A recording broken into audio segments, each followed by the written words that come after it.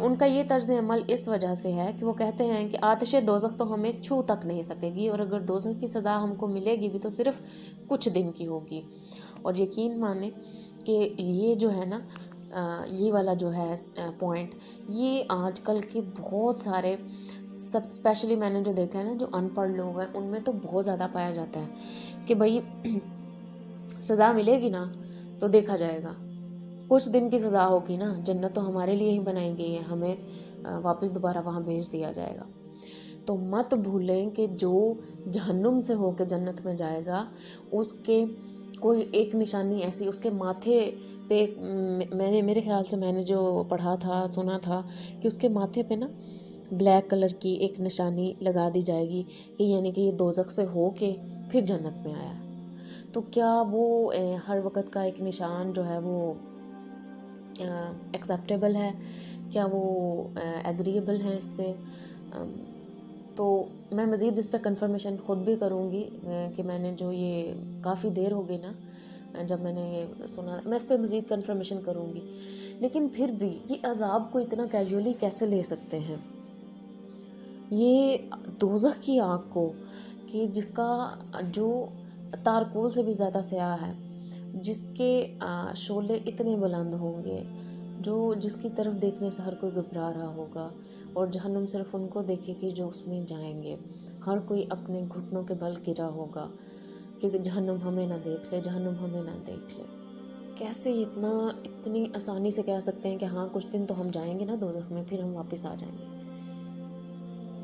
तो I don't know कि कितनी ईमान की कमज़ोरी है, किस चक्कर में लोग पड़े हुए हैं कि भाई जब इस दुनिया में अल्लाह के ग़ुलाम हो तो एक दफ़ा ज़िंदगी के 5 दिन 10 दिन ही अल्लाह के मुकम्मल अहकामात मान कर तो गुजारो। जब पता है इस दुनिया में अल्लाह ही के ग़ुलाम हैं तो अपनी ज़िंदगी नाम कर दो, उसके नाम कर दो, क्या हो जाएगा?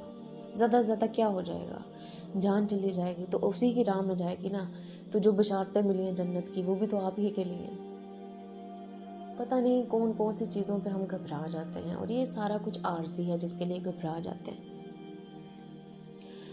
तो जी यानी सज़ा मिलेगी भी तो सिर्फ चंद रोज़ की, यानी ये लोग अपने आप को अल्लाह का चहेता समझ बैठे हैं। ये इस ख्याल खाम में मुब्तला हैं कि हम कुछ भी करें बहरहाल जन्नत हमारी ही है, हम अहले ईमान हैं, हम फ़लाँ की औलाद और फ़लाँ की उम्मत और फ़लाँ के मरीद और फ़लाँ के दामन गिरफ्ता हैं, भला दोज़ख की क्या मजाल के हमें छू जाए। यकीन माने मैंने ये सारे जुमले सुने हुए हैं जो मैं दोहरा रही हूँ।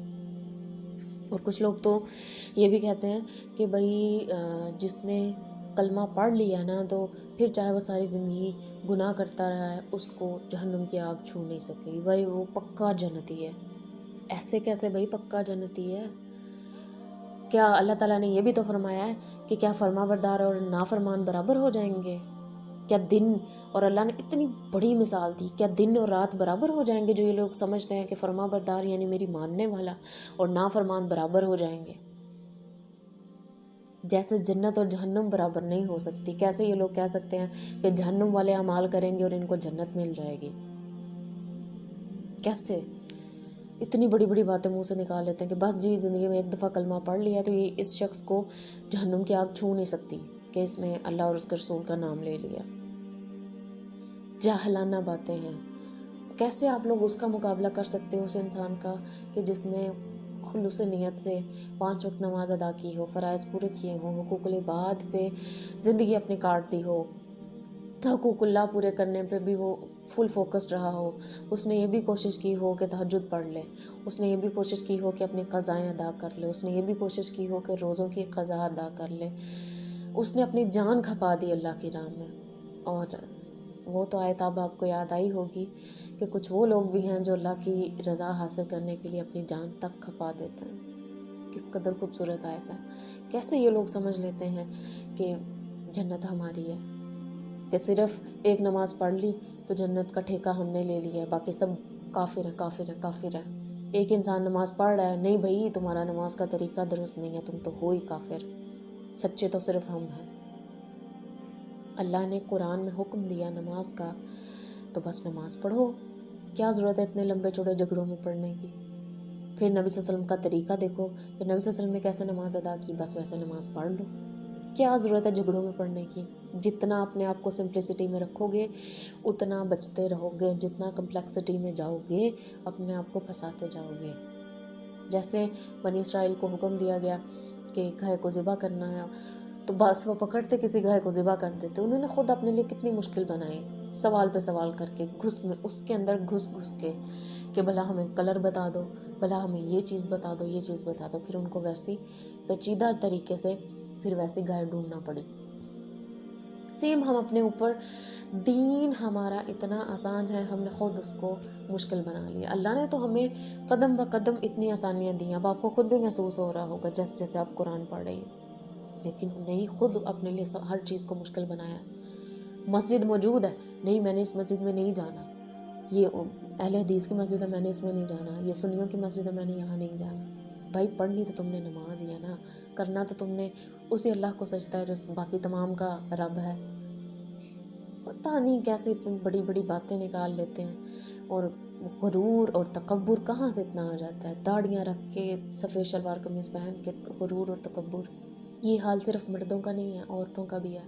मस्जिद में कभी जाकर देखो, वहाँ पे भी बड़े खुद को अफजल समझ रहे होते हैं कि भाई हम तो यहाँ पे जुमा पढ़ने आ जाती हैं, हमसे ज़्यादा अफजल कोई है ही नहीं। बस मत पूछें, बहुत बहुत बड़ी गलतियाँ हैं, गलत फहमियाँ हैं जो सेम इस यानी कि इस आयत से बहुत ज़्यादा मिलती जुलती रिलेटेबल हैं। तो लेकिन अपने इर्द गिर्द हमने ख़ुद ख़त्म करनी है। आपको पता है कि ख़वातीन में इतनी ताकत होती है, इतनी बहादुर होती हैं वो कि पूरी नस्ल को बदल डालती हैं। एक पूरी नस्ल बदले, उसमें कितने अफराद होते हैं, उन सब के बदलने से नेक्स्ट कितने ख़ानदान बदलेंगे।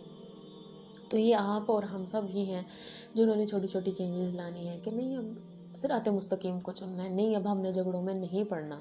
बल्कि बड़ी सख्त वईद है, सूरह अल इमरान में ही है मेरे ख्याल से, नेक्स्ट हम पढ़ेंगे कि जिन लोगों ने दीन को टुकड़े टुकड़े कर दिया मैं उनसे खुद हिसाब लूँगा। यानी अल्लाह ने ये बात नापसंद की है कि आप लोग अपने दीन को टुकड़े टुकड़े कर दो। कोई वहाबी बन के फिर रहा है, कोई सुन्नी, कोई शिया, कोई कुछ नहीं। हमने इन झगड़ों में नहीं पड़ना। हमने अल्लाह के अहकामात, नबी सल्लल्लाहु अलैहि वसल्लम की उसवे हुस्ना के मुताबिक चल के हमने बस अपना चेहरा सीधा रखना है। अपनी वजह जो है वो हमने सीधी रखनी है अल्लाह की तरफ, अल्लाह के रसूल की तरफ। उनके पीछे चलते चलते कैसे हो सकता है कि हम इधर को जाएं या इधर को भटकें, या हमें किसी की पीर की ज़रूरत पड़े कि हम इसकी बैत कर लें, इसकी बैत कर लें।